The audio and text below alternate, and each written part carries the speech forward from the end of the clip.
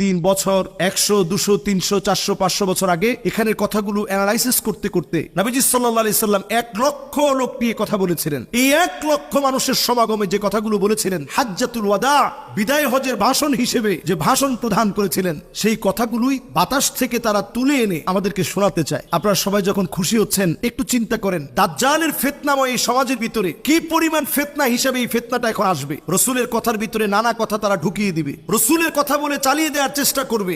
এরপরে এই কণ্ঠকে ব্যবহার করেই বিভিন্ন জায়গায় গিয়ে দাবি করবে যে রাসূল এই জায়গায় এই কথাগুলো বলছেন, অথচ যে কথাগুলো রাসূল করিম সাল্লাল্লাহু আলাইহি সাল্লাম বলেননি। সারা ওয়ার্ল্ডে দেখছে এখন এই ভিডিওটা নিয়ে খুব তোলপাড় করতেছে যে আমাদের রাসূলের কণ্ঠ শুনবো। একটু চিন্তা করে দেখেন, প্রযুক্তির দিক থেকে সবচেয়ে যারা এগিয়ে তারা হচ্ছে ইহুদিরা। তাহলে কেন তারা মুসা আলাইহিস সালামের কণ্ঠটা বের করে নাই? কেন তারা হারুন আলাইহিস সালামের কণ্ঠ বের করে নাই?